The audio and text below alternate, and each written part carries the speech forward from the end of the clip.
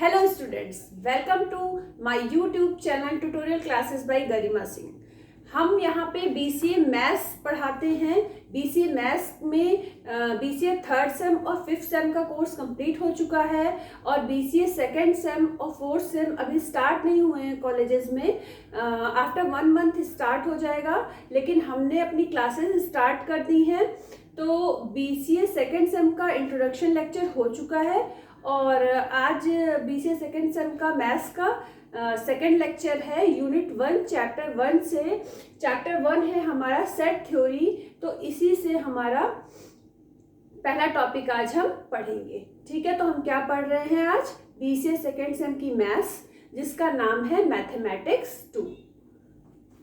अब देखिए कि सबसे पहले हमें ये पता होना चाहिए कि सेट होता क्या है। ठीक है, सेट को आप जो है कैपिटल लेटर से डिफाइन करते हो, जैसे A is equal to B C, capital A capital B capital C capital S। इससे आप जो है, तो देखिए, a well defined collection of distinct object is called a set. एक सेट है जिसमें कुछ मेंबर्स हैं, कुछ एलिमेंट्स हैं, और वो सारे एलिमेंट्स क्या हैं? डिस्टिंक्ट हैं, अलग अलग हैं, और उस पूरे सेट को आप किसी एक अल्फाबेट से डिनोट करते हो। ठीक है, the objects in a set are called its member और एलिमेंट्स। उस सेट के जो एलिमेंट्स, उस सेट के अंदर जो नंबर्स होते हैं उनको आप एलिमेंट्स भी बोल सकते हो, मेंबर्स भी बोल सकते हो। तो देखिए, रिप्रेजेंटेशन ऑफ सेट। सेट को किस तरीके से रिप्रेजेंट कर सकते हैं, उसके भी दो मेथड होते हैं, रोस्टर और टेबुलर फॉर्म। ये एक ही, दो अलग अलग नाम है लेकिन इसका मीनिंग एक ही है, रोस्टर और टेबुलर फॉर्म। इसमें शॉर्ट मैंने ब्रैकेट में लिख दिया है, ऑर्डर इज नॉट इम्पॉर्टेंट। इसमें ऑर्डर इम्पॉर्टेंट नहीं होता है कि अगर आपको 1 2 3 4 सेट में लेना है तो जरूरी नहीं है आप पहले 1 लिखो, फिर 2 लिखो, फिर 3 लिखो। आप पहले 3 लिख सकते हो, फिर 1 लिख सकते हो, फिर 2 लिख सकते हो, फिर 6 लिख सकते हो, इस तरीके से। ठीक है, तो ऑर्डर इम्पॉर्टेंट नहीं होता। एग्जाम्पल 1 देखिए। सबसे पहले सेट क्या होता है?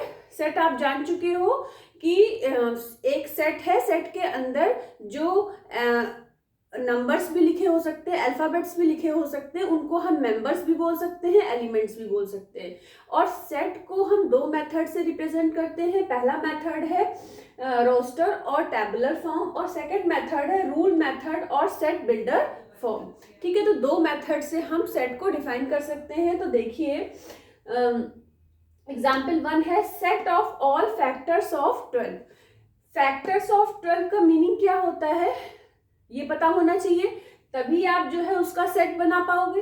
भाई, फैक्टर अगर आपको पता होंगे 12 के, तभी तो फैक्टर का मीनिंग पता होगा, तभी आप उसके सेट बना पाओगे उन नंबर्स का।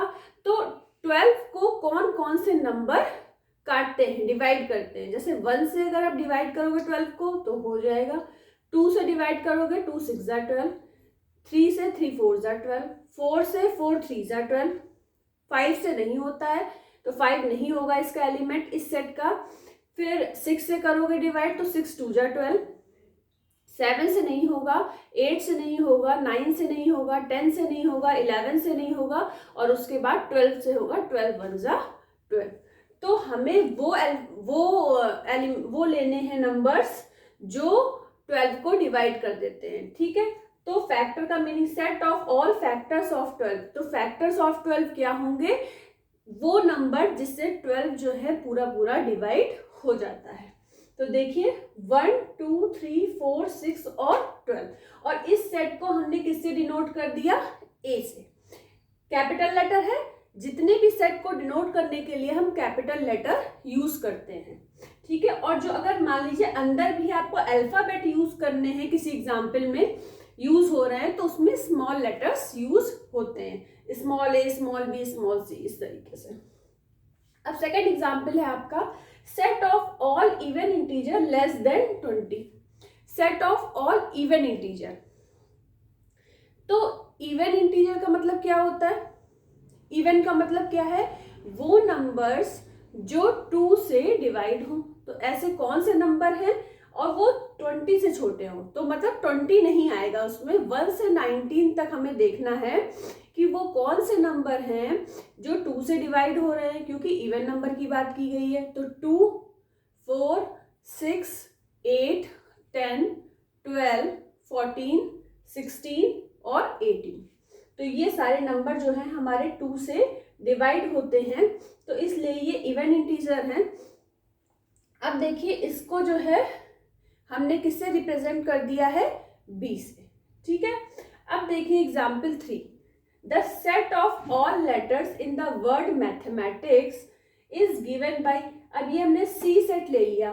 मैथमेटिक्स की स्पेलिंग क्या होती है, MATHEMATICS, ये मैथमेटिक्स की स्पेलिंग होती है। लेकिन जो हम सेट बनाते हैं, सेट में कोई भी अल्फाबेट या कोई भी नंबर रिपीट नहीं होता है। अगर कोई नंबर 2 या 3 बार आ रहा है या कोई अल्फाबेट 2 या 3 बार आ रहा है तो उसको हम लिखते केवल एक ही बार है, जब वो फर्स्ट बार आया होगा तभी आप लिख दो। लेकिन ऐसा नहीं है फर्स्ट बार ही लिखना है उस अल्फाबेट को, क्योंकि यहाँ पे हम पहले ही आपको बता चुके हैं कि रोस्टर और टैबुलर फॉर्म में order is not important. Order important नहीं होता है, किसी भी ऑर्डर में आप उन अल्फाबेट्स को या उन नंबर्स को लिख सकते हो। तो यहाँ पे हमने देखिए M लिखा, ATHE, अब यहाँ तक तो लिख लिया। उसके बाद फिर M रिपीट हो रहा है, A भी रिपीट हो रहा है, T भी रिपीट हो रहा है, तो MAT नहीं लिखा, फिर क्या लिखा, ICS, ठीक है। तो जो रिपीट हो रहे हैं अल्फाबेट उनको हम नहीं लिखते हैं, ठीक है, सेट में। तो ये तो क्लियर हो गया होगा रोस्टर और टैबुलर फॉर्म में क्या इंपॉर्टेंट चीज है कि ऑर्डर इज नॉट इम्पॉर्टेंट। किसी भी ऑर्डर में आप लिख सकते हो, छोटा पहले बड़ा बाद में, बड़ा पहले छोटा बाद में, कोई भी लिख सकते हो, ठीक है। अब देखिए रूल मेथड और सेट बिल्डर फॉर्म। तो रूल मेथड और सेट बिल्डर फॉर्म होता क्या, ये दोनों एक ही, नाम अलग अलग है लेकिन मीनिंग दोनों का एक ही है। तो इसमें क्या होता है कि कोई ना कोई रूल लगता है, ठीक है। जब किसी चीज में रूल लगता है तो अगर रूल है तो आप आगे पीछे नहीं हो सकता। क्या फर्स्ट नंबर पे होना चाहिए, क्या सेकंड नंबर पे होना चाहिए, क्या थर्ड नंबर पे होना चाहिए, उसी तरीके से होगा। थर्ड वाले को फर्स्ट नंबर पे नहीं लिख सकते, फर्स्ट वाले को थर्ड नंबर पे नहीं लिख सकते। जैसे मॉर्निंग में जब आप स्कूल जाते हो, कॉलेज जाते हो, आपका जो शेड्यूल होता है क्या होता है, आपका यही होता है कि आप जो है सबसे पहले सो के उठ के फ्रेश होते हो, फिर ब्रेकफास्ट करते हो और उसके बाद फिर तैयार होते हो और फिर चले जाते हो स्कूल के लिए। तो ऐसा नहीं आप करते हो कि पहले स्कूल के लिए चले जाते हो, फिर आते हो, फिर ब्रेकफास्ट करते हो, ऐसा नहीं हो सकता ना। एक रूल है, तो पहले क्या काम होना है, दूसरा क्या काम होना है, तीसरा क्या काम होना है, तो उसी तरीके से ही होगा। तो रूल मेथड में अब आप देखिए, राइट द सेट ए। अब ये क्वेश्चन है, एक क्वेश्चन गिवन है आपको, राइट द सेट ए, और ये सेट ए के अल्फाबेट्स नंबर्स दिए हुए हैं 8 तक के, 1 से लेके 8 तक के नंबर्स लिखे हुए हैं, और बीच में क्या है, कॉमा लगा हुआ है सब में। कॉमा का मतलब 1 2 से अलग है, 2 3 से अलग है, ठीक है।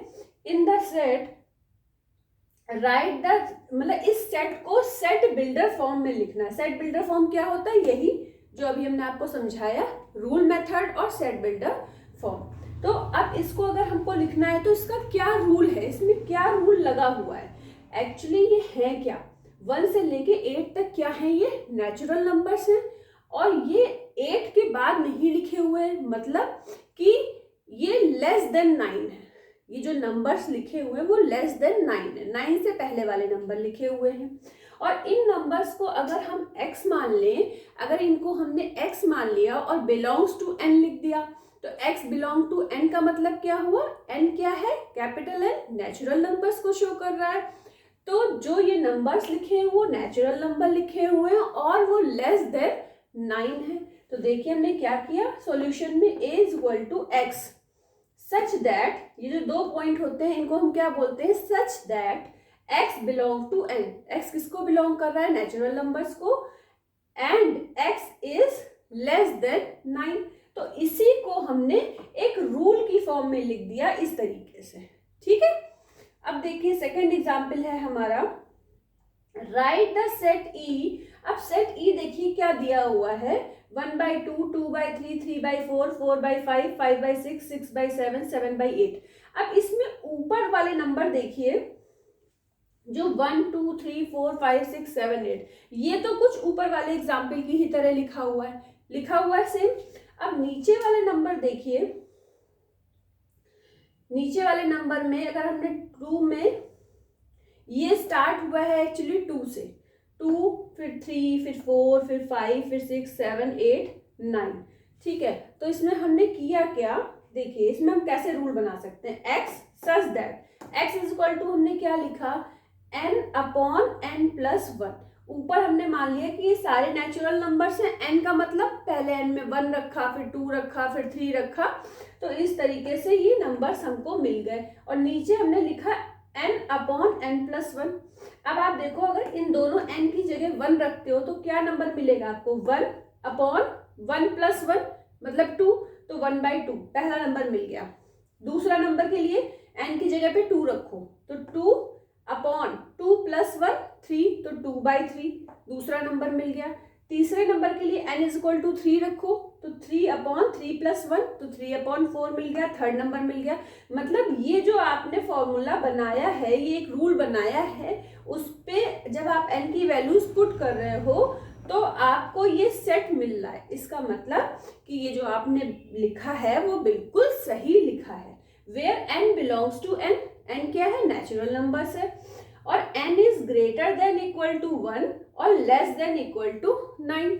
n is greater than equal to 1 क्यों लिखा है, n is greater than equal to 1, n जो है आप या तो इक्वल टू 1 रख रहे हो या फिर ग्रेटर देन इक्वल टू 1 रख रहे हो n की वैल्यू, और लेस देन इक्वल टू 8, मतलब इक्वल टू 8 जब आप रखते हो, n इज इक्वल टू 8 रखते हो तो आपको क्या मिलता है, 8/8+1 का मतलब 9 है, तो 8/9 ये आपका लास्ट नंबर आपको मिल गया। तो मतलब लेस देन लिखा है, मतलब या तो आप लेस देन इक्वल टू लिखा है, या तो आप इक्वल टू 8 रख रहे हो या फिर लेस देन 8 रख रहे हो, n की वैल्यू ग्रेटर देन नहीं रख रहे हो। क्यों नहीं रख रहे हो, क्योंकि उसके बाद का हमें नंबर चाहिए ही नहीं, जो सेट में नंबर चाहिए उसके लिए हम इस रूल को अगर फॉलो करेंगे तो ये सेट के सारे हमको नंबर्स मिल जाएंगे, ठीक है। तो हमने पढ़ा क्या, सेट पढ़ा। सेट को 2 तरीके से रिप्रेजेंट कर सकते हैं, रोस्टर और टेबुलर फॉर्म, दूसरा है रूल मेथड और सेट बिल्डर फॉर्म। ये दोनों तरीके होते हैं, और रोस्टर फॉर्म में ऑर्डर इंपॉर्टेंट नहीं होता है, रूल मेथड में ऑर्डर इंपॉर्टेंट होता है। तो all the best to all of you, thank you.